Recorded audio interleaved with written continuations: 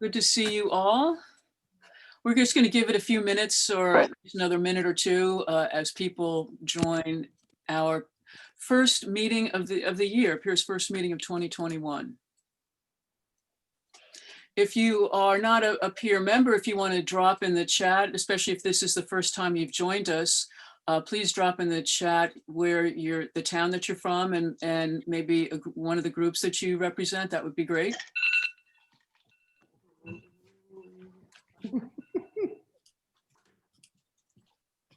I also want to thank you for opening it up to outsiders. We've been getting so many requests for teach-ins that it's wonderful to be able to invite people. So I see a couple of folks from my neck of the woods here. Great. You know, I gotta, hold on just a second. So yeah, I'd ask you if you wouldn't mind muting yourselves if you're not speaking, that would be welcome as well. Okay. So why don't we just dive right into it, because we do have a few announcements up front and that'll give us an opportunity to go through those as folks join us in progress here. So again, welcome to Peer Progressivista and Reformers first meeting of 2021. My name is Catherine Soka. I'm a co-chair of Peer. And for those of you who don't know the group, Peer is a progressive multi-issue grassroots organization committed to advocating for justice for all through electoral politics and activist issue-oriented engagements.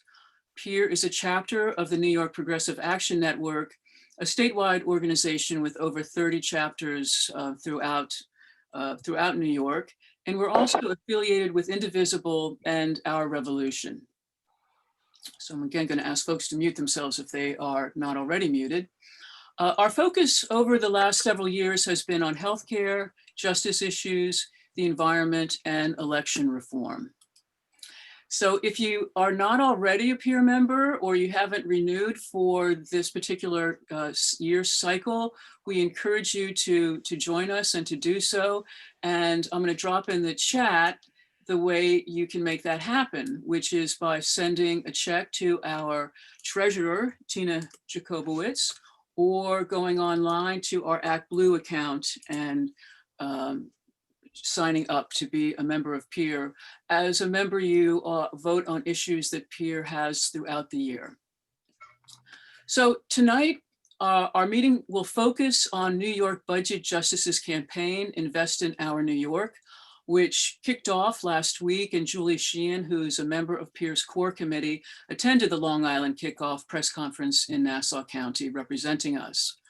But before we get in there, I just feel like I cannot start the meeting without acknowledging the unbelievable whiplash that we experienced last week. You know, from the high of winning the 2 seats in Georgia to the depths of watching a planned, coordinated insurrection unfold on our national media at our nation's capital. With those 2 events, we clearly see both the promise and the deadly dangers that our country faces, and how important it is for us to continue the work that we have been doing over these last several years to defend our democracy, to speak for justice, to advocate for progressive issues, and to demand accountability. You know, for those who know me, they'll recognize this statement. You know, I hope that the more lasting impact will be the 2 senators winning the Georgia Senate seats last week. That is my hope and my prayer. However, I know that the insurrection is not going away, and there will be some very dark days of reckoning to come. So how do we do that?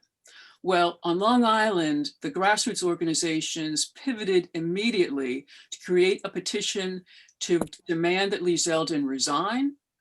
And also they organized 4 events yesterday at 3 o'clock to deliver petitions and to make demands at each of the congressional district representatives' offices. Julie Sheehan, who represented Peer, was there. Julie, why don't you tell us briefly what happened and what those demands were?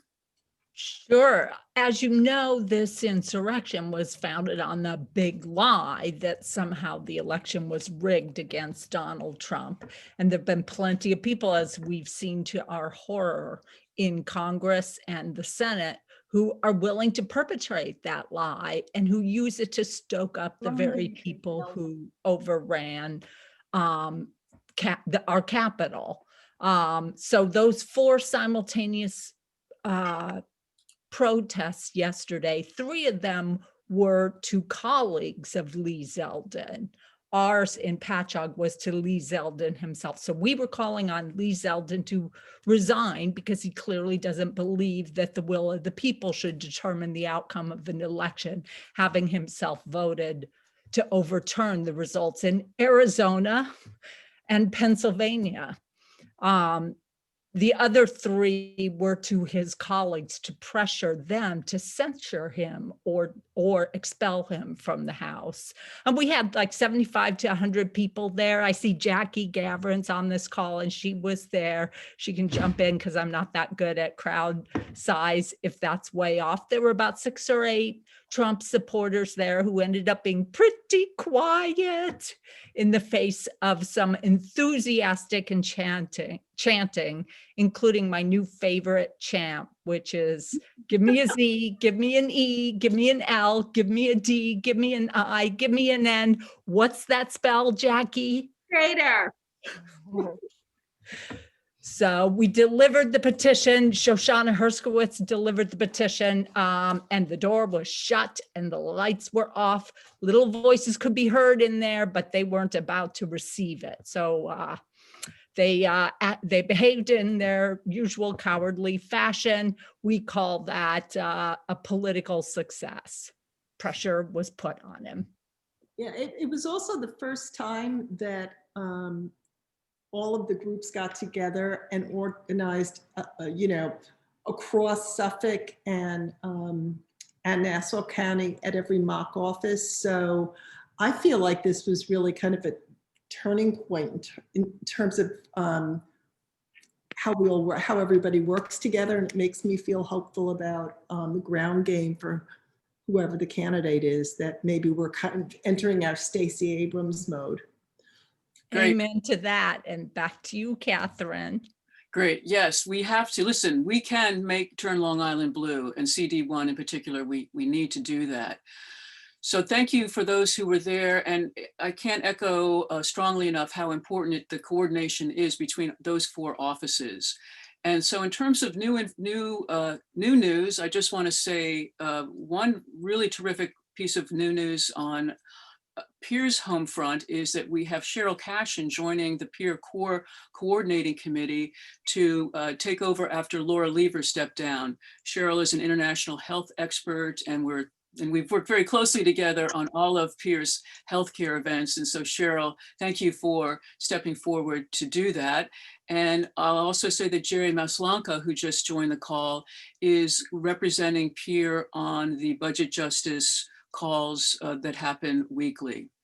So one other thing I want to mention regarding organization between all of Long Island's grassroots groups, at the end of 2020, a number of activists got together, and there is now this coalition of activists, of which both Joe and Melanie are part, who are talking over how can we make sure that we work in closer coordination over the coming year. And you'll hear more about that in the next few months. We hope to have representatives from that coalition at a future peer meeting. Both Catherine Levy and I have been participating in those meetings. So Catherine Levy, please, could you maybe come up and speak a little bit about the voting machines issue that you've been following at NYPAN? Okay, so New York has actually fairly secure voting machines, which we all have been using for a while. You mark a ballot, a scanner scans the ballot, and the ballot is kept for the purposes of auditing, should there be any disputes about the election. And we've seen, for instance, in Georgia, how important that is. They recounted those ballots 3 times at the behest of our current president. So it's very important that there's a paper trail. For some reason, which is fairly mysterious to me, our Board of Elections is considering replacing those machines with touchscreen voting machines that are being offered by a group called ES&S, Election Systems and Software. They're the largest voting machine company in America. They spend a lot of money courting people. They're very influential. And if boards of elections don't take their machines, they tend to sue them and take them to court in various ways. So they want to replace our fairly secure, fairly well-functioning machines with touchscreen machines. You would touch a screen and you would never fill out a ballot yourself. You would touch a screen, your vote would be recorded on the screen. Then a barcode would count the vote, and you would get a printout of the vote, but there is no guarantee that the printout accords with the barcode. These machines have caused all kinds of problems already across the country. Election security experts have shown that they're very easily hackable, and they don't provide a clear paper audit of the kind that our current machines do. To add insult to injury, it would cost $40 million to install the new machines. So this makes absolutely no sense. They are halfway through the process of certification. Now, I have to say, NIPAN's own Arthur Schwartz is part of a legal team that is suing to prevent these machines from ever being certified in New York. But we have to fight this on multiple fronts because ES&S is fighting it on multiple fronts. So there is a Board of Elections hearing that's going to be on Zoom on January 13th. Julie Sheehan, my partner in crime on the Election Reform Committee and in many other things, is going to drop the link in the chat about that, and also about action you can take to do something that will send letters to legislators in the New York State Legislature, not just one petition, but individual letters to each legislator. So Julie pointed out to me that you have to be careful about this. It's just not a one-click thing as signing a petition is. You have to fill your information, you have to submit it, and then you have to submit something again to say that you're willing to send this letter to all these legislators. But I did it last week, and I'm getting replies from the legislators saying, yeah, we're with you and we're going to fight these machines. So it's a very important action that you could take. It's absurd, but also we could end up with machines that are very hackable, which is the last thing we want at the moment. So Great. Thank you, Catherine. Please, everyone, click over to that link and take these actions. It's imperative to do that. And I also want to say that prior, in the chat just above there, I dropped a number of links and information about what we can do to continue to keep the pressure on Lee Zeldin resigning. I urge everybody to contact Newsday with that message: resign or have the House expel him. And the Southampton Press, actually the Express News Group, as they're now known, has a pretty strong article or op-ed piece that I encourage you all to read. Okay, so now we're going to shift over to our main event for this evening, which is a nice deep dive into the Budget Justice campaign to invest in our New York. The campaign's begun. We really need to join forces with them and amplify their message through social media, through whatever means possible. And with us this evening to go over that information, we have from Budget Justice, Rebecca Saletan, who's the main driver behind it. We also have from Long Island two folks who have been very involved in it. We have Joe Sackman, who's been with us frequently from LIA. As you know, Joe is also a NIPAN board member, and he ran for the New York Assembly District 15 in the last election. We're very pleased to have with us Melanie D'Arrigo, also from Long Island. She ran in the congressional primary for CD3 as a progressive Democrat in 2020. So the three of them are going to work together to give us an overview of the campaign, and I will let whoever's going to start first take it away. And thank you all really for being here. Really appreciate it. Thank you. Joe, are you going to share your screen? just wait until he puts our slides up. Thank you so much, everyone, for having us here tonight. I'm really excited to be here at Peer to go over this really important campaign with you. I'm really excited that Rebecca is here because she's just amazing and probably will have more thorough information in terms of your questions than probably myself and possibly Joe. So it's a real treat to have Rebecca here with us. Okay. This campaign, I think Catherine just mentioned it, budget justice, which is what it was called for a long time. The campaign has now changed their name to Invest in Our New York, which really gets and speaks to the heart of what the campaign is and what the campaign is meant to do. Essentially, this is a comprehensive package of 6 revenue bills that will not only help New York recover in our current crisis, but it will create a sustainable future for years to come. Joe, would you please go to the next slide? Thank you very much. Right now, we have a $63 billion deficit that we're facing over the next 4 years. And after decades of disinvestment in New York, we have one of the worst inequalities of any other place in the country.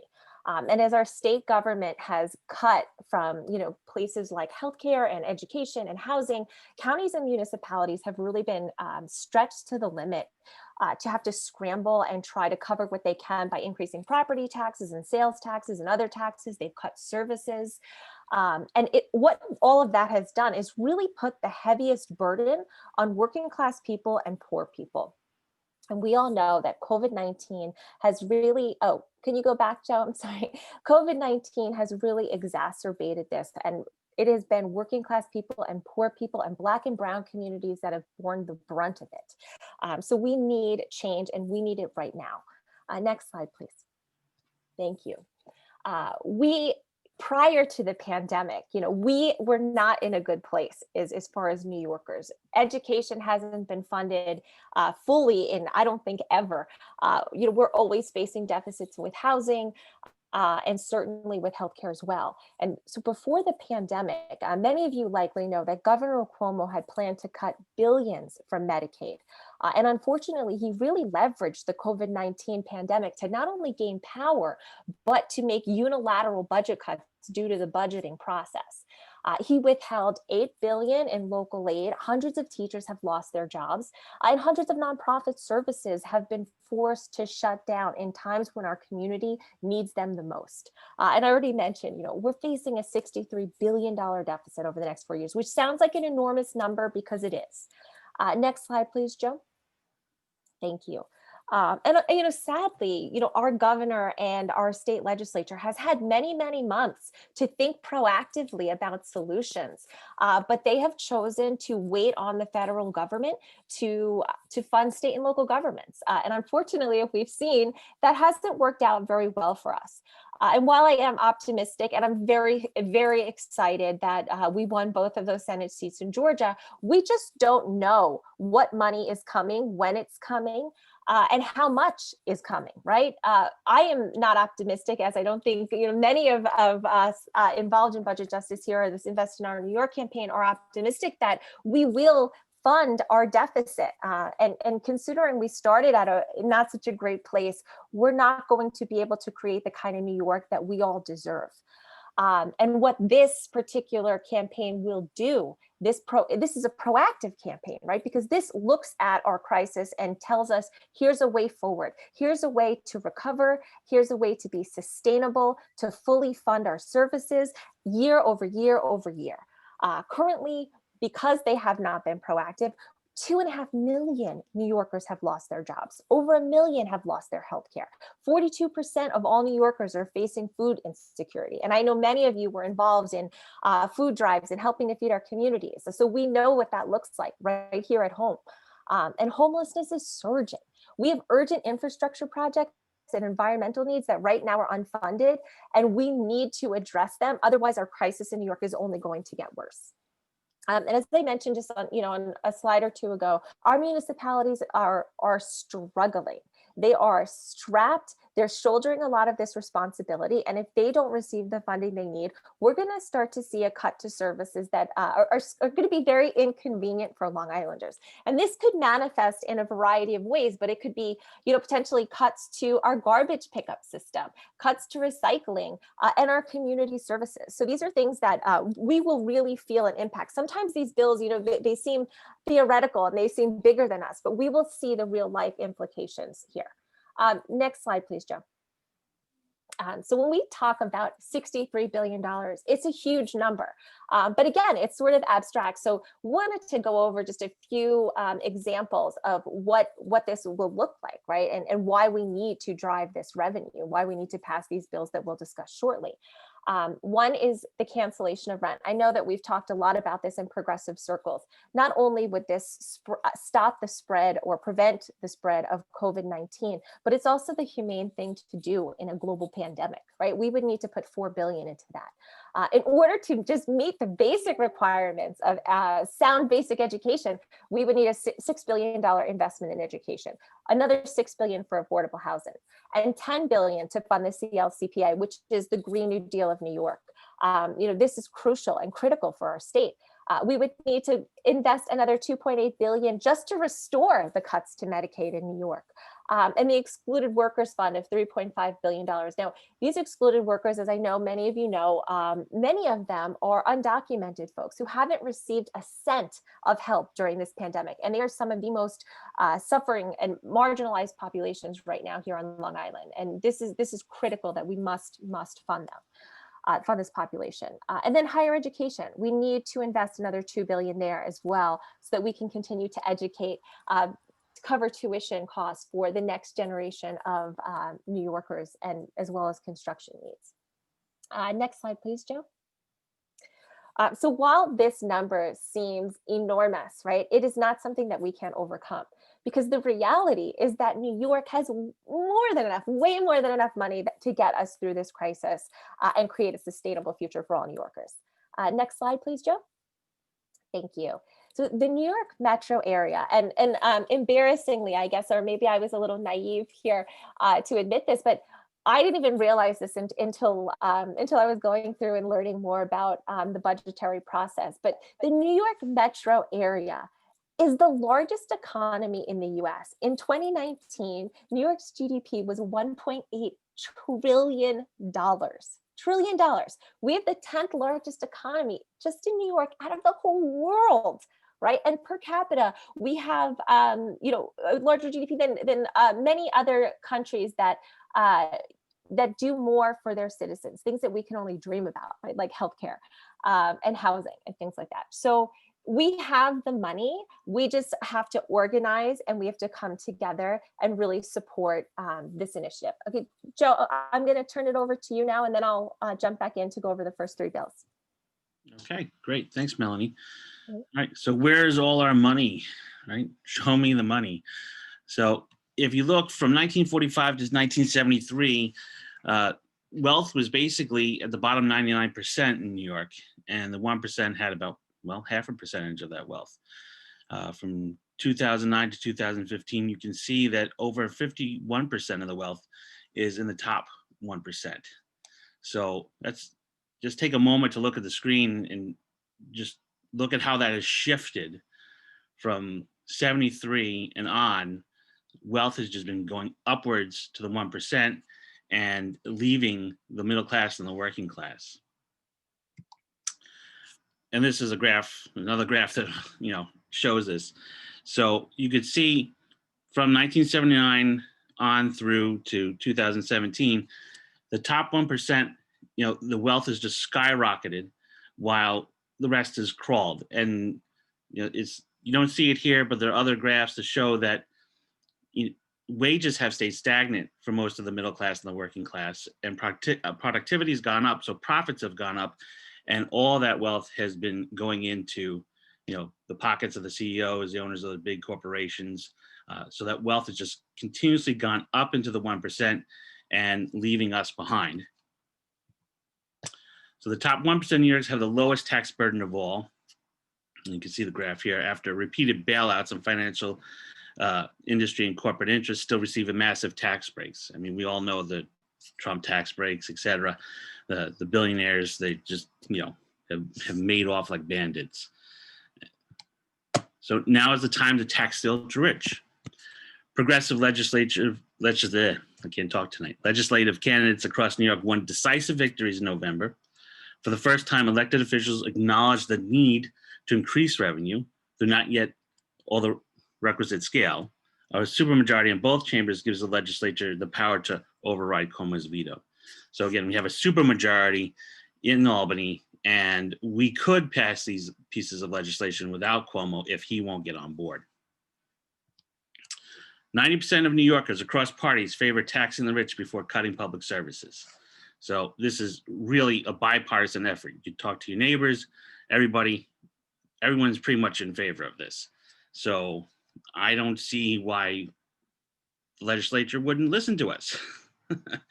But there are those that probably won't or are just hesitant. So we do need to make an effort to make sure we're heard and that this does move forward.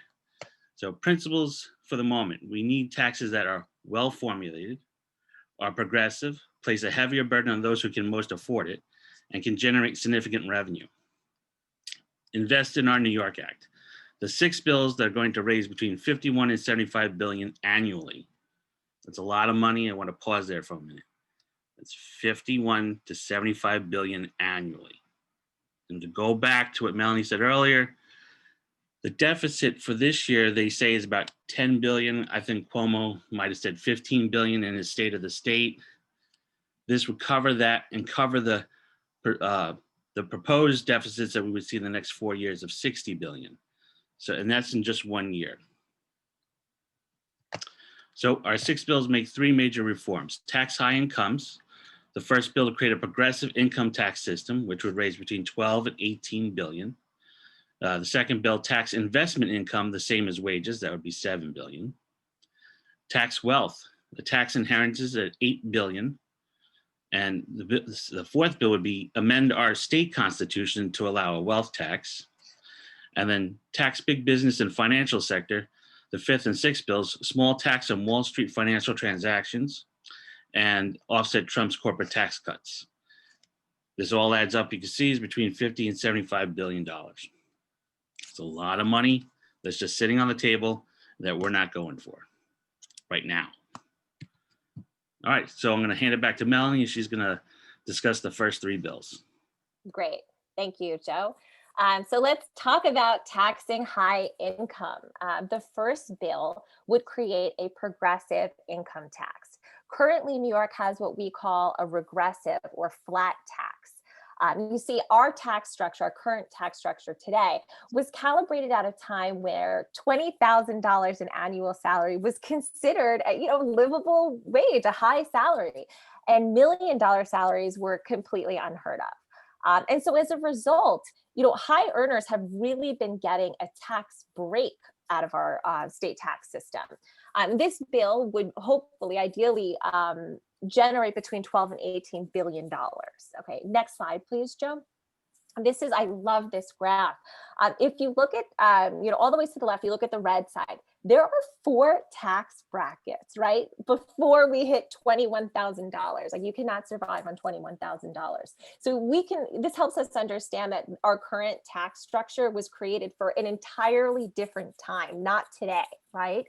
And when you look to the right, look what happens. That line is completely flat, which basically means that, $1 million earners are paying pretty much the same as someone making maybe, $50,000, which isn't fair. And again, is putting a big burden on working class people. Joe, can you go to the next slide, please? Thank you very much. So this slide looks at our current versus proposed income tax rates. And this can get a little bit wonky and a little, it's not really intuitive, right? So what I want to highlight just a few key points here, just so we can put it in perspective, because I feel like anytime we talk about taxes, we start to get a little bit of anxiety, right? But an average New York State earner, right, who let's say makes about $60,000 a year would pay a tax rate of 6.21%. So their tax bill would be $3,726 at the end of the year. Now, a person earning a little over $1 million would have a tax rate of 8.82%, and their tax bill would be $92,000, a little over $92,000. So without a doubt, we can see that there's a real world impact to creating a progressive tax structure. Joe, can you go to the next slide, please? Thank you very much. Oh, sorry. So again, now we can see, instead of having a flat curve, right, we'll start to see it go, progressively, it'll progressively increase. And this will rebalance our tax structure so that the tax burden is being really equally shared, right? Because what we know for the ultra wealthy, it's easier for them to pay the taxes. They're not having to choose between paying their rent or taking their kid to the doctor, right? So it makes more sense for us here in New York. Joe, please go to the next slide. And now, again, I know that sometimes we start to look at that line and go, oh, I don't want to pay more in taxes. I'm barely making it now. But let's look at what that actually looks like, right? So under this current tax plan, a person or household making $300,000 a year would not pay any more tax than you're currently paying. A household that makes $400,000 would pay $650 more each year in taxes.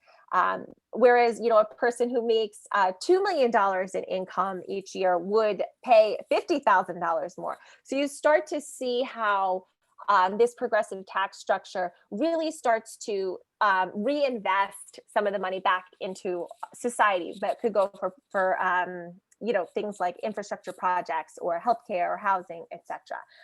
So it makes a lot of sense, and you'll see that it only really affects, those really high earners. And just a quick note about income. This particular bill only taxes income earned. So think about like your paycheck, right? This has nothing to do with investment income. That's another bill, but this one is just your paycheck. Can you go to the next slide, please, Joe? So that point on income. This second bill speaks to taxing investment income the same as wages. So right now, really wealthy people are making much more from their income and making much more in income from their investments than they are from their paycheck, right? And this type of income is called capital gains. The federal government right now taxes capital gains at a much, much lower rate than wage income. And so what we're proposing here with this bill is for New York to add a tax to capital gains that's equal to the federal tax rate that the rich are getting. And this proposed bill would ideally raise around $7 billion. Next slide, please, Joe. Thank you. And so this is a great graph that really puts it into perspective. When we look at the top 0.1% of wealth in New York, look at this difference, right? Their wage income is making up only about 25% of their total annual income. 75% of that is being, they're increasing their wealth because of investment income. And then we go just a little further to the middle bar, the top 1% of earners. It starts to flip, clearly, but there is still a ton of money being made on investment income. And then you look at the rest of us, the bottom 99% of us.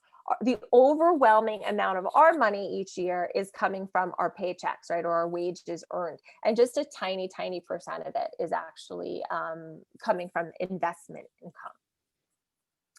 Okay, Joe, please go to the next slide. Thank you. So the third bill that we're proposing, and this fits into that, the taxing of wealth, right? Because there's a difference between income and actual wealth, right? And so what we're proposing with this set of bills is to create a meaningful inheritance tax. Currently, we have an estate tax, but we're proposing something different here. So large inheritances are essentially their unearned income that end up pooling billions in the hands of people who haven't earned it and they don't really need it. And frankly, they don't use it productively or in a way that really benefits the state of New York. Under our current estate tax, you can inherit up to $5 million all, of course, unearned income, and pay absolutely no taxes on it. And so it's much better for our economy to use this money to pay for things like infrastructure and healthcare and education and housing, to start taxing it more appropriately. So can you go to the next slide? Thank you. And so what's great about this particular bill is that it only affects those who can absolutely afford it. So let's talk about that for a minute, right? Because sometimes we think, oh, but my grandma, passed away and she bequeathed me, $10,000, or if you're super lucky, right? But here's the rub. Only 80% of New Yorkers, excuse me, not only, 80% of New Yorkers never receive any inheritance at all. And of those, almost 100%, you see 99% of them receive an inheritance that's less than $200,000. And in this particular bill, inheritance is below $250,000. So we know it's 99% of inheritances that are bequeathed in New York will be completely exempt. And then the rates actually stay relatively low until you reach into the millions. And pensions and retirement funds are exempt. Primary residences and family farms are also exempt. So, and this is important because this means that folks will not have to sell their family home or their family farm to pay, for an inheritance tax, because they're all exempt, which is great. And this is the most progressive tax in the package, and it's wonderful that it. Imagine that, a tax that only taxes folks that really can afford it, and not the rest of us who cannot, right? And something that I want to note here, because I think it's important. While this, I think, is a really proactive solution-based approach to our tax structure. We're not trailblazers here, right? We're not blazing a path with this set of bills. These have been implemented in states all over the country. So we're just taking pieces that work for us here. And then Joe, I'm going to turn it back to you to go over the last three bills. All right, thank you. So New York already has a wealth tax. It's our property tax, right? So homeowners, and we pay it every year. And that's a tax that's basically on the middle class and working class. And yet stock portfolios are considered intangible property, and under the state constitution, they can't be taxed. So there's a lot of money out there that's not being taxed. And we could be, and we're talking like the billionaires, like the Warren Buffetts and the Jeff Bezos. So our bill would amend the Constitution to allow an assessment of intangible property, a real wealth tax. And so the Constitution can only be amended in New York State in two ways. One, every 20 years, we have the opportunity to have a state convention where we could do that, or it has to be passed twice in session, two separate sessions, and then voted on in a general election to do so. So there will be a bill that we want to propose that will go out that would do that, to allow us to amend the Constitution to basically create a wealth tax here in New York. And so with that, I think the possibility of that happening immediately, we're going to have to wait a couple of years, but we're still going to need to push to make that happen. The fifth bill, reinstitute a financial transaction tax. Basically we have here is that stocks are being bought and sold, but they're rebated. The tax on it is automatically rebated. So it's a stock transfer tax. So we pay sales tax on candy bars. Goldman Sachs pays no taxes on the stocks it buys. Financial centers like London and Hong Kong put a tax on financial transactions. New York did till 1980 when that rebate was initiated. And this bill will place a small tax on trades of stocks, bonds, and derivatives. And when we say small tax, we're talking about, I think with derivatives, it's going to be 0.05%. I'll recheck that number.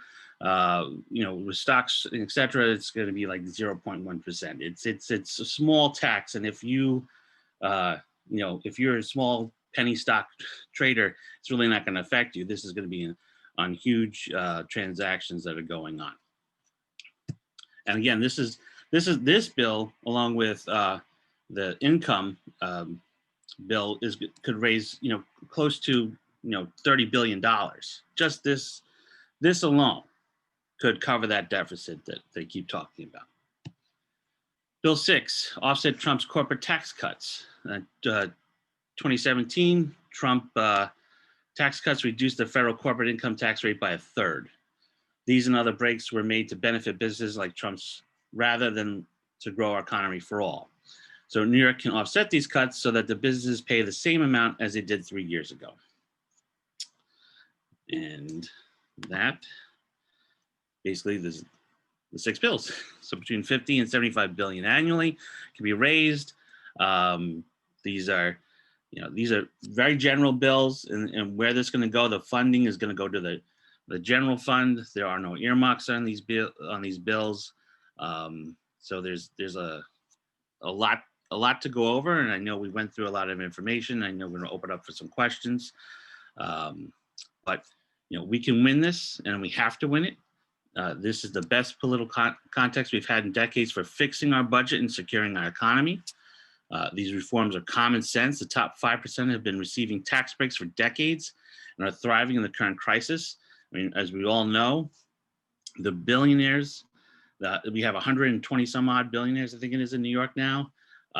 They have made billions and billions during this crisis, while many of us have seen friends and family lose their homes or businesses. People are starving. They could be evicted soon. We're losing out, and they're just profiting off it during this crisis. So this is something that we need to address. So, and there is no plan B. We either fix the budget and fund our future, or there is no hope for long-term recovery. And these are our calls to action. So sign on as an official coalition member. We can get you the link to that. Becky's on the call with us here now, and you can do as well. We just did a teach-in. So, or if you want to do a teach-in and help with other people, then that would be great too. So I think I'll stop screen share, and we can go forward with some questions. Sound good? There's a couple already in the chat. Will Social Security retirement income after retirement be taxed? I believe the answer on that is no, as is the case with 401ks and pensions. Those will not be taxed. I don't know, actually, I'll have to get back to you about the Social Security retirement income to the extent that that counts as regular income. I will come back to you with an answer on that. And I'm also seeing a question, Jerry, you had a question about other states. I know that a number of other states have different inheritance taxes from New York, more along the lines that we're talking about. One of the ones that is being drawn on the most for this legislation is Oregon's. And among other provisions in it is you can't be, that's one of the ones that has the provision you can't be forced to sell your home, you can't be forced to sell a farm, and so on. But we're not, just as within voting rights, we were not the leaders. This is not path-breaking legislation.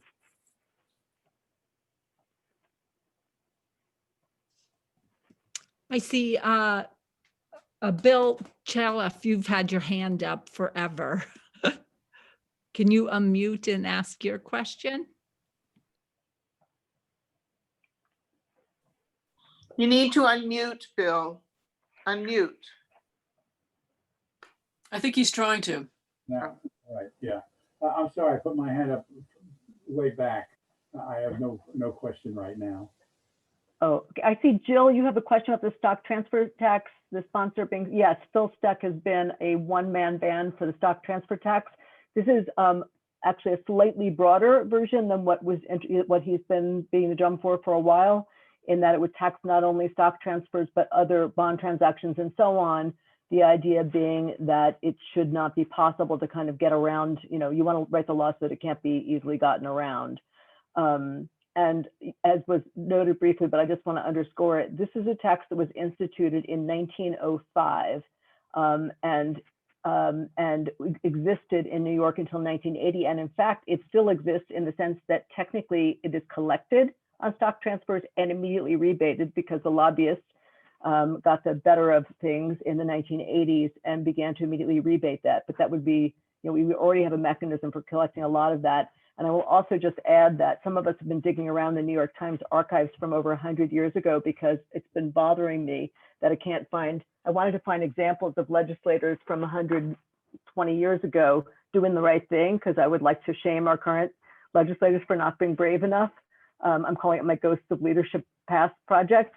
And so a few of us have been digging around in those archives, and there is the New York Times saying in 1905, Wall Street's going to leave, we're going to be destitute, it's going to be terrible. And then a few years later, they are eating their words and saying that, guess what, the stock transfer tax, resulted in higher revenues even than anticipated. Wall Street is doing just fine. We are, we've made up all of this deficit. So just a reminder of the ways in which history repeats itself, regrettably. Did you see Catherine Levy's question about co-sponsors? Who are the sponsors of these bills? This is very much a moving target. All of them have major sponsors and a number of them have minor sponsors. That we're going to have that information released very quickly. And as a member of the coalition, you will get it, but I don't want to misquote things right now. One thing that has shifted in this campaign between last year and this is last year there were some 14 revenue bills that were being discussed, all progressive revenue bills. And even a few more, DSA had a few more tagged beyond the ones that the coalition had. And the general approach last year was, hey, we don't, I'm not here because I care about revenue. I'm here because I care about the environment. I care about reproductive rights. I care about all these other things. You guys, meaning you leaders, you pick any of these. But this year, it's a much tighter, more focused campaign on these 6, which were chosen for the reasons that Joe and Melanie talked about. And they have also been more strategic about choosing who sponsors them, making sure that people are not just getting on them to say, to be able to, check off their name and say, I did it, get off my back. Really, that these are champions. Yeah, and I want to back up Becky on that. Like, I read the previous bills, and a lot of them were similar. They were just different rates in the progressive tax system, and they were earmarked for either education or healthcare or something like that. And since these bills don't have these earmarks, they're going to go to the general fund. And the progressive tax bill, this is it. This is what the rates are going to be, and you don't have 5 different bills to compare it to. This is the bill that we want. This is the bill we're fighting for, and it's going to be an easier win to have this one bill or these 6 bills, but we won't have to be fighting with these other bills and these other earmarks and fighting for pieces of the pie. We're just going to make the pie larger, right? And that's what we want to see. We want to, and then we can go, yes, we have the revenue, we have the surplus to fully fund our schools, to go with the healthcare, to cover the cost of the CLCPA. This is what we need to do. We need to bring this money in. So, and the grassroots, I've seen this happen with the Housing Justice for All. Coalition comes together, makes a huge push, okay? And things get done in Albany. And the Invest Our New York, coalition has, I remember, Becky knows I showed up at the True Blue New York Coalition meetings, and we were just talking about this stuff, and there was no one wanted to talk about the peer-to-peer tax. Nobody wanted to talk about this. Now it's grown. It's become a movement in New York, because we know after what's happened over the past year that this deficit, this austerity that Cuomo has forced us to live in is just destroying this state. And so we have to come together and push this forward. And this coalition is doing that. I really think we're on our way to win. And just like the Housing Justice for All, there is a limited time for this. Like, we have to get this done by the budget, which is April 1st. So we have between now and March 31st to make sure these bills are in the budget and they're passed. So there is a little urgency there. Sorry, let me just underscore a couple of things of what Joe said, just piggybacking on that. One is that we are going in strong for this 6-bill package. I think the greatest danger is with Andrea Stewart-Cousins and Carl Hastie both having said, yeah, we probably do have to do something about the rich, that they can pick off one little tax, probably a weaker version of one of these, and then again say, see, we did it. So the sort of united, the point of having a coalition and the point of having, it's not just groups like ours, it's the Alliance for Quality Education, it's the Housing Justice for All People, it's multiple environmental groups and so on that decided to join forces on this instead of scrapping over these crumbs that they were getting previously. And it is really important that we go in as a united front on this and not be picked off in that way, because then we end up in a terrible situation and they'll say they already did it. Jerry has a comment. Catherine Levy, I think you had a question, is that right? And I was wrong. It was Catherine Soka's question. There are too many Catherines in this world, but we love them all. So Catherine Levy and then Jerry, why don't you unmute when Catherine's done? Yeah, I just have this, well, I have this kind of dual question. Do you know where our Assemblyman Fred Thiel stands on this legislation? And what do you recommend the best way to lobby our, I mean, we have a Republican state senator, I don't think we can go anywhere with him, but what do you think the best way to lobby the people who are persuadable in the legislature is in terms of our representative? Joan, Melanie, do you want to talk about I don't know the stance of local electeds, but I can talk them more broadly about what the coalition is going to be doing. Okay, Joe, do you know about Fred's stance? I think Fred's supportive. I'll have to double check. I mean, when we had the campaign kickoff last week, he was invited. He didn't show, but I didn't hear there was any negative comment toward it. So I'll double check if anyone had gotten any comments from him. The only electeds on Long Island that showed up were Phil Ramos and Szilagyi. So which is great because you know it's better than no one. And so there's going to be momentum to push our state senators, and there are assembly people I think that will fall in. Some of the new ones here on Long Island, like Gina Saletti, she's shown interest for that. She's up in Port Washington area by Melanie. So if we can get some of them on board, and I think we can, we'll see this move forward. I think Kevin Thomas is the most likely to hop on first. I've heard Brooks say he's in favor of this, but he had a caveat that the money would go towards helping, decreasing our property taxes. Like there had to be something in the bill at that time. That was sometime last year when we talked about this.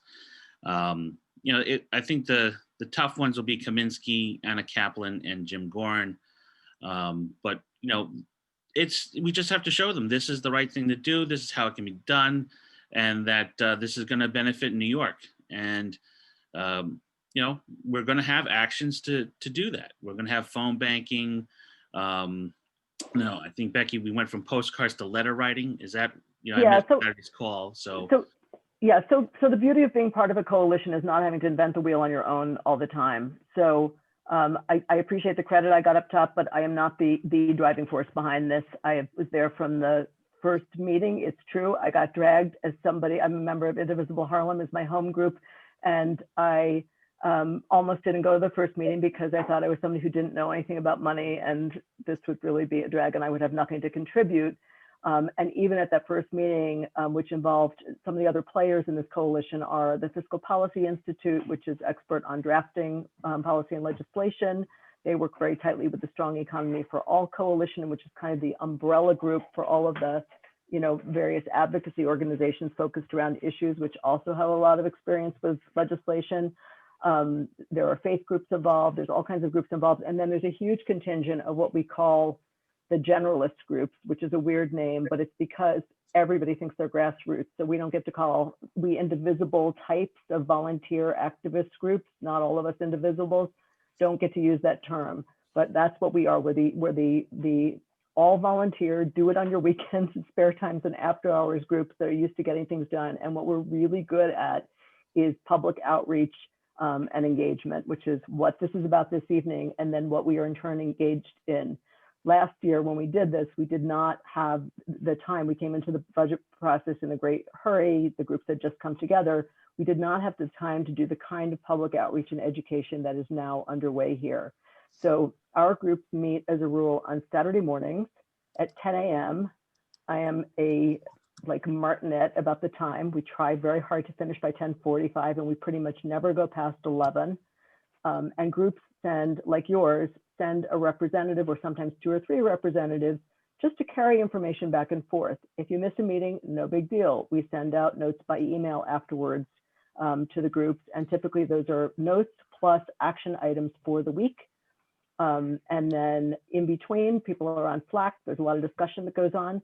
So if your group just wants to get marching orders, what are each week's actions, you can sign up and just do that. If you want to get more deeply involved, great. We are very sort of flat and low, low on hierarchy. A good example of one of the actions that came out of our groups is Livy Mann from the group Rise and Resist had the idea that we were kind of joking, but it's actually kind of like distressing that when new legislators come in, they're not prepared for how a bill process works or how the bill, especially how the budget process works, which literally happens at 2 o'clock in the morning, in the middle of the night, with, like last year, even worse than normal because of COVID and Zoom. People didn't even know how to register a no vote appropriately. Robert Jackson's chief of staff told me she was in tears. They didn't know if they could go to sleep for an hour or not go to, it was insane, but that was actually not very different from the way it normally was when they were meeting in person. So one of our members said, how about we should have Budget Justice University for like the newcomers. And that a small group of people just went, that's a great idea, let's do that. And they did it. They did it for the incomers and the insurgents who looked like they were going to be likely incomers. And then they did a second version of it for staffers. We call it Buju U. And a third version on the city level is now being planned, but that's just a good example of the kind of thing that happens. We are also working not separately from the advocacy organizations and Fiscal Policy Institute and Strong Economy for All, but in tandem with them. So we are all attempting to move forward in the same direction at the same time. The immediate things that are going on right now are, first of all, people are making appointments with their legislators. Shortly, we will have a list of targets. We're trying to be strategic about this too. We can't put our energies anywhere. So not on that list will be people who there's no hope of persuading. Also not on that list will be people who are such unbelievable champions that you don't need to worry about them, but there will be a lot of, can you move somebody who's in support to being a real champion? Can you move somebody who's on the fence to being more decidedly in support? So right now, I just this morning made an appointment with my own state senator, Brian Benjamin, who is the head of the Revenue Committee, and I wish I could say he was more solidly behind this, but he's been pretty cautious. A group of us will be meeting with him. So right now, even if you'll see shortly where your people fall on this list, we'll circulate that, I think, by the end of this week or the beginning of next. But make appointments with them regardless. They need to hear from you. And then the other things that go along with the lobbying meetings. Sorry, Arthur, did you want to ask a question? I'll pause in 1 second. The other two actions coming up very quickly that go along with this are a letter writing campaign, as Joe mentioned. Those of you who did vote forward or the zillions of postcards we all wrote, this will be a mostly printed card, a printed letter with a little bit of room for you to handwrite the immediate impact that budget cuts are having on you or on your area, anything that makes it personal to where you're from, and you will be given addresses, specific addresses to send to. And this is writing to voters, and in that letter will be, by targeted zip code, exactly who they should be calling and what they should be saying. There'll be a script and a phone number for their elected. We're also in parallel doing phone banks, which work the same way. A lot of this stuff, by the way, is being organized by the DSA, the Democratic Socialists, who have tremendous infrastructure for this kind of thing and have been doing a bang-up job on this issue, which they adopted in a big way this year. So on the phone banks that we've already done and will continue to do, you're on the phone, you get patched through to somebody, you have the script, you talk them through it, and at the end of the call, if they are sympathetic enough, you say, would you mind if I patch you right through to your assembly person right now, and you can leave them a phone message. So it's really, we're reaching out to voters to put pressure on the right electeds. I'm just going to hop in for a minute, if I could, Becky, and Please. just to underscore the fact that Michelle Gittleman spoke to us several months ago about the campaign when it was in an earlier stage, and really urged us to meet with Fred Thiel, and Catherine Levy and I've been just chatting about that. I think Fred is, at least a neutral to positive on this, and I think Pierre can definitely commit to put some pressure on him. So we will do that. Thank you. That's great. By the way, Michelle Gittleman, if anybody can be considered the founder of this, it's Michelle. This was really kind of her baby and her brainchild. So I I think Arthur had something to say. Oh, sorry, Jerry, you had a comment. Cheryl, you had something in the chat. And I know Arthur as well. Can we go in that order? Pretty much my stuff has been covered. There was only it's just a minor point, and it has to do with the verbiage in the campaign. And I know that the presentation is very much geared toward the ultra rich or the billionaires and the multimillionaires. And I think that's an important focus, because I've seen campaigns where it's just tax the rich, tax the rich. And I think a lot of people in New York think they're rich, and they're really not what we're talking about. So yeah, I think that's again, DSA deserves a tremendous amount of credit for getting the ball rolling on this and putting together stuff. They have been incredibly responsive when we have said to them, this will not play. And when you're not talking to Democratic Socialists or in other parts of the state, there used to be a slide in here that compared the New York metro economy to European economies, including, Scandinavian countries. And I said, take it out. People do not want to hear that in New York. And there are a couple of counter arguments that you're going to get right away. We get them every single time. The rich will move away, and we already pay too much in taxes. I know you hear that on Long Island with your high property taxes. And one of the connections to make, there are a lot of good connections to make for people. That connection to, we have a wealth tax, it's your home, and you're getting killed for that, while people who have billions in investment income are not paying a cent on that. People who buy yachts don't pay any tax on that. It's not enough money to make it worth doing that bill, but it is really infuriating. So the more you can underscore, and that point that came up in the presentation, but I really want to underscore because it really affects you guys on Long Island, is as this is not new, as the state retrenched more and more under Cuomo year by year, the responsibility for basic services and infrastructure has been pushed off on counties and municipalities more and more and more. They can't raise income tax. All they can do is institute a punishing sales tax, raise property taxes. And that's so these things are directly linked. And the more you can make people understand that, if they feel like they're paying through the nose for taxes, it's because the taxes are in the wrong place.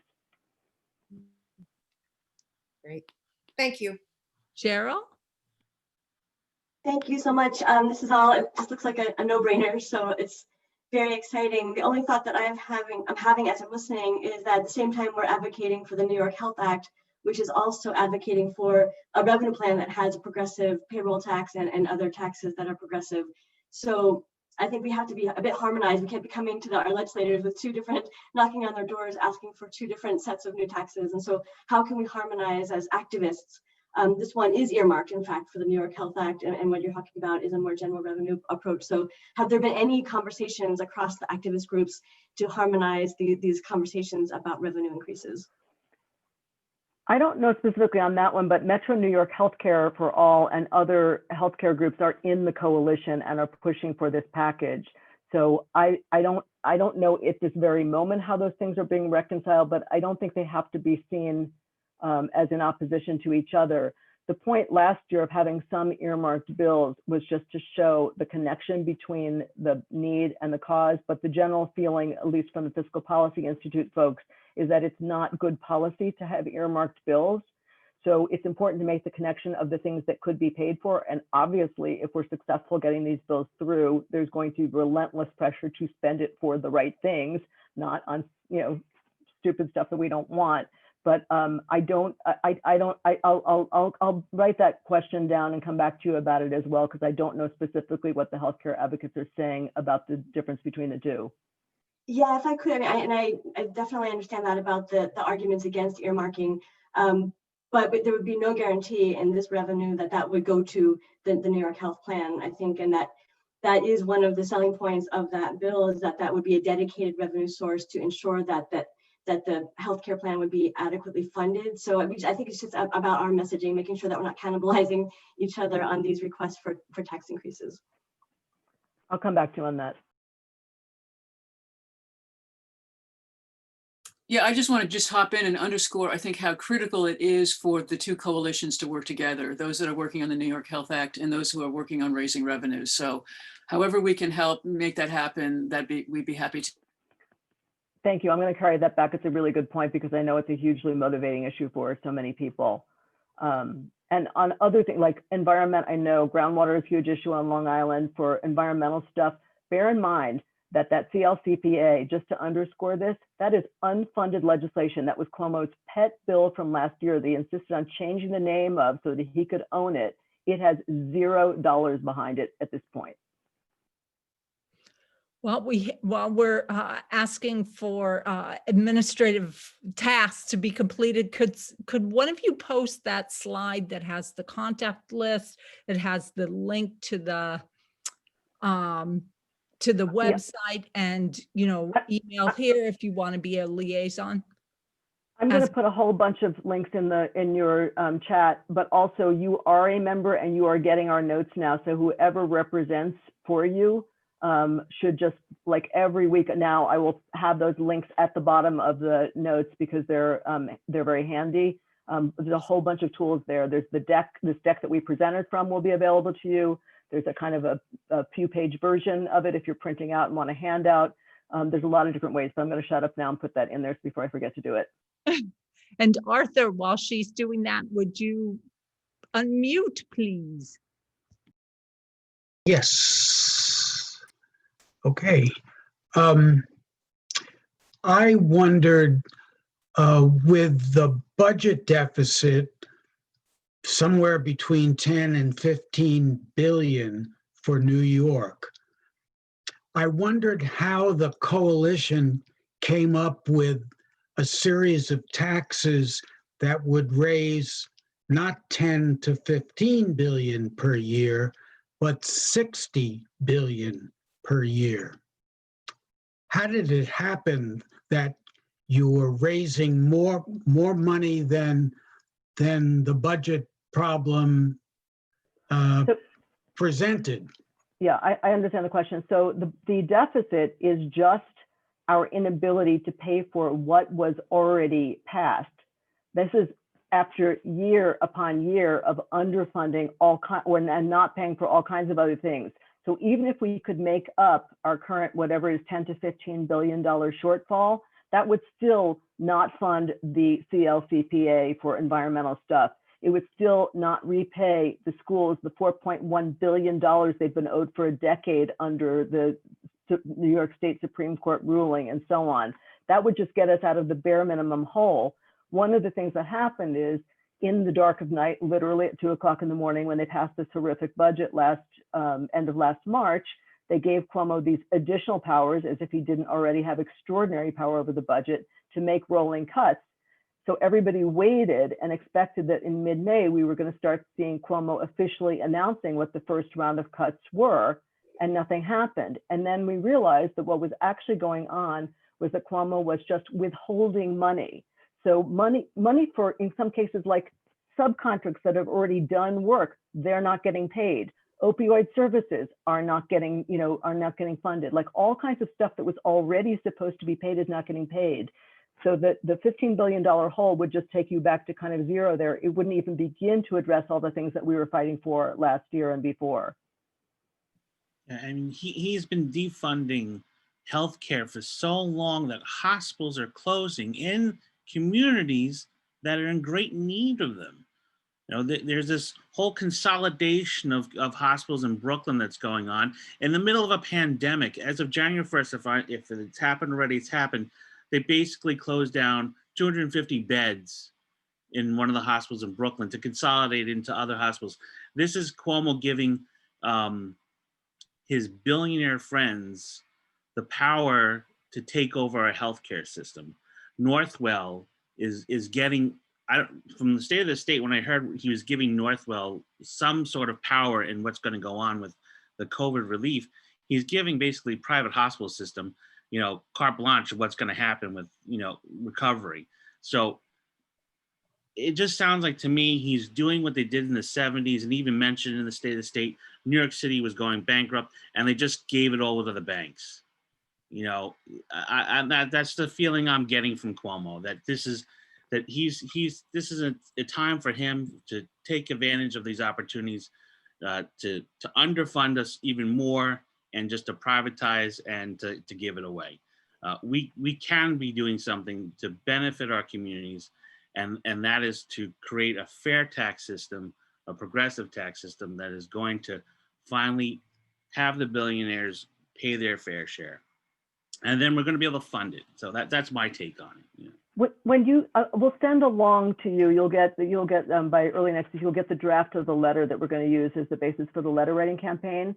When you guys talk about what you want to say in there, if there are specific things to your area that have happened, but you need more specifics on, if you don't have them yourselves, reach out and ask. If you want to be able to cite the number of hospital beds that have been lost and closed, or, whatever the things are that speak to people most locally, if you need help on it, but take the moment, like you can already start preparing for that, because those are the kinds of things that help people make the connection and understand this is not some abstract thing about helping people, say, in, the Bronx. This is about your community. Forgive me if you already mentioned this, but we had a couple of people asking Catherine and Jill about a lobby day planned for Albany, either virtual or in person. So this week, as Joe mentioned, the kickoff events that happened, one was in Albany and virtual, one was in New York City outside of Cuomo's office, one was on Long Island that some of you were at, and one was in Rochester. Every week, the coalition, the advocacy groups meet on Wednesday, the generalist groups meet on Saturday. Every week we're responding to what's happening. So just stay tuned. I don't know the specific, right now we're all focused on, and as you'll be getting it. Every day a social media package has been going out in response to Cuomo's now this year protracted State of the State, of which we've now heard 2 segments, and there's 2 more to go these next couple of days. Right now we're responding to that. A year ago, we were in Albany for it, but there will be many, I'm sure there will be lobby days, either virtually or otherwise. So just stay tuned. This is exactly what the coalition sort of every week begins to respond to. There will be plenty of events. And if you want to do one, like if you have a particular idea, again, speak up through whoever's going to represent you to us, and we'll do everything we can to support it. I think, since Zoom is such a popular thing now, a legislator could easily have multiple organizations, have a meeting with them on Zoom. And as we all represent our different organizations, which represent multiple people and hundreds of thousands of people, maybe, we show up at Jim Gordon's office through Zoom and we say, hey, I represent LIA, I represent Peer, I represent et cetera. And then, saying we want this to happen. This might be a dozen people, but we're representing much more than that. And we're part of a larger coalition. And I think that could be very effective. And this way we don't have to show up physically at an office. I think that also lends itself to, more accessibility. Because going up to Albany, as some of us know, for some of us a 4-hour trip, and it's not always easy, but a Zoom call could be a lot easier to achieve. Catherine Silka just asked a really important question in the chat. Who are the champions of the bills in the Senate Assembly? I mean, the usual progressive allies are there. Rachel May, in not a blue area, has been extraordinary on this from the beginning. Robert Jackson is amazing on it. Alessandra Biaggi, Julia Salazar, and so on. Again, we'll share when we have the list of everybody. We'll share that out, and you'll see who all the sponsors are and the co-sponsors, and you'll also see where your own people sit. Andrea Stewart Cousins and Hasty have been disappointing so far. I mean, they had a majority. They didn't have a supermajority until now. It's a little bit like every single time we've pushed on these kinds of things, they say hop, so it was like, okay, we have the IDC, get rid of the IDC. Okay, IDC, bingo, gone. Now we have a majority. Oh, but we can't jeopardize the majority. We can't really do daring stuff like that until we have a supermajority. Okay, now you have a supermajority. I heard Brian Benjamin on a comptroller forum a week ago, my own state senator, whom there are many things I agree with him about, but On this, he said, well, you know, we have to see what Cuomo thinks. We have to see if the assembly is on board. The Senate loves to poke fingers at the assembly, and the assembly loves to poke their finger at the Senate, because it's going to require boldness on their part. They're going to have to, you know, piss off very rich donors. They're going to have to take a stand on this. One of the things, the reason we were digging around those archives is I wish they would learn to be bold about this. I wish they would invoke the rhetoric of not just need, but patriotism, that this is for the common good. The reason we were poking around was to try to see if people were saying that 100 years ago. But anyway, they're going to have to be pushed. They only respond to pressure. That's how it is. So we're going to pressure them.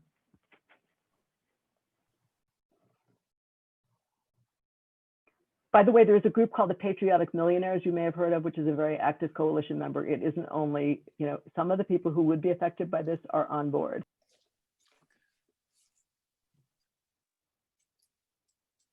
That's great.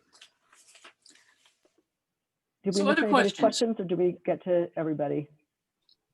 I think you did it. Catherine, I didn't even hear that question. I answered it. Yes, there are millionaires that support it. There are even some billionaires that support it. Okay. No, that's terrific. Listen, your presentation was exceptional. The slides that you put together and the information that Joe and Melanie explained really helped bring it into focus. And I'd love us to be able to, I imagine the slideshow is in a Google Doc. It's one of the links I posted for you. Right. It's a Google Doc. You can absolutely access it. And fair now, like if you were a member not only of this group, but of community groups and so on, go to anybody. They don't have to be necessarily groups that would sign on as to be a member. We've presented at community boards in New York City. We've presented at religious groups and so on. Sometimes you're just presenting to a group because you want them to know about it, and maybe a handful of people will get active, but the group as a whole, most of the Democratic clubs in the city won't get on board, although some of them are, but they have members who will. Right. And I think some of the people that are on the call tonight are from other groups, and they may be reaching out to have their groups have presentations given to. So that would be. We will go anywhere. We will never say no to an invitation to do a presentation. Great. So I guess just another last call for any questions for our three guests tonight. Catherine? Arthur? Yeah. How do we save the chat to have all the links? What's the mechanism for saving the chat? So if you're on a desktop or a laptop, you know, there's 3 dots right above the area where you type in. And if you click on the 3 dots, it drops down a menu and Save Chat is one of the items. Okay. See that? I do. Great. Save chat. There it is. But also, Arthur, we're going to start sending our minutes we send our notes. You will get our notes every week, and they can be disseminated to your group by email too. I know that not everybody is a huge fan of Slack or chat, so we try to use the email at least for the once a week updates. If people then want to get on Slack and discuss, they can do that too. Could I propose that possibly we send the links from this meeting to the people who attended the meeting so that everybody has the links? Because not everyone is I mean, I'm watching on an iPad. I don't have the means to save the chat on my iPad. So I think what I would propose maybe actually that might be good, I can send them out, but also I'm thinking that maybe Rebecca would want to have the emails of everybody here. Does anyone object to sharing emails? I'm going to actually suggest we not do it that way, because the way the coalition really functions is as a group of groups. We're not equipped to deal with a whole bunch of individuals. That's what we're really bad at. So if I can funnel it through whoever, Catherine, you, or whoever else wants to be. Typically a group will have 2 to 4, maybe a super active group like my group Indivisible Harlem has maybe half a dozen people who kind of represent my group to the coalition. That's how it really works best, is kind of having go-betweens if possible. Sure. Just to clarify. I wanted to mention at the beginning, you said that I, was serving sort of as the representative on the Saturday calls. I will be forwarding Becky's emails of all of these links to the group, to peer. And so then we can, do what we want with it, at that point, but I'll sort of be that liaison. Unless you, and other people can do it too, but I will, be one of them. Great. And thank you for that, Jerry. And just, I think what Catherine Levy was specifically asking is that all the links that were in the chat go to the people that are on the call, and I can make that happen. And then from this point forward, Jerry will be able to, send to the peer core the links. So I think that's a little bit of housekeeping. I think we can figure that out. What we need to figure out is how to get these bills passed. And so, we really look forward to working in the coalition and to trying to spread the information as far and wide as we can. So with that, I guess I have a couple of final remarks, but before I give them, does anybody have an announcement they want to make or any other comments? Just to jump in real quick, Newsday just released their basically an op-ed on Cuomo's State of the State. There is an opportunity there for some letters to the editor. Catherine, I'll email you the link to that. And if you want to disseminate that to everybody, if people want to write about how we need to pass these bills, that would be great. There's also a link I put in earlier for longisland.com. They wrote an op-ed about Long Island's kickoff last week, and that we need to do this. So comments on there, just, briefly saying, this is great and we need this to move forward, just to show that there is support from the community. The more we do, that messaging saying this is something we need to do, it's going to be helpful. And so not just lobbying our legislators, but also, your letters to the editor, an op-ed, saying, why this needs to happen, how it's going to benefit Long Island is going to be very helpful as well.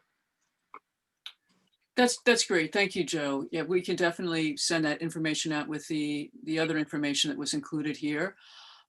So I really want to, we should give a Zoom thank you to Joe, Melanie, and Becky.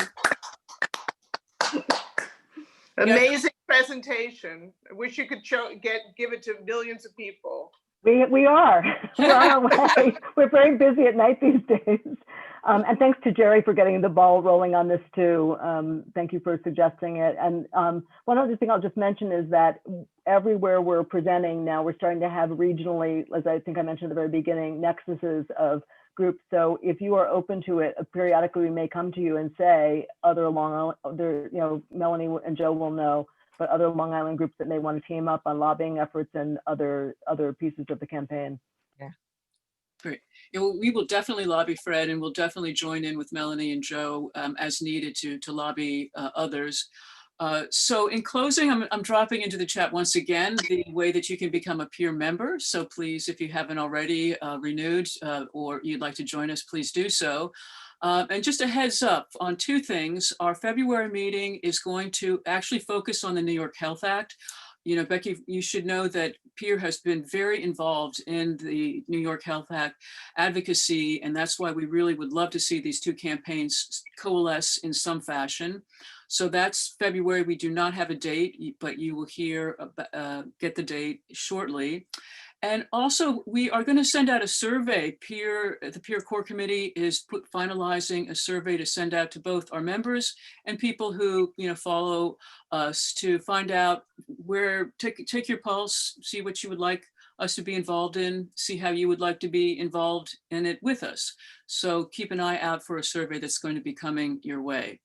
So thanks everybody for being together, and let's all keep the faith in the next week or so, and be sure to call Newsday, write Newsday, and get them to demand that Zeldin resign. And let's pass revenues to make New York, bring New York into the 21st century. Okay, thank you all.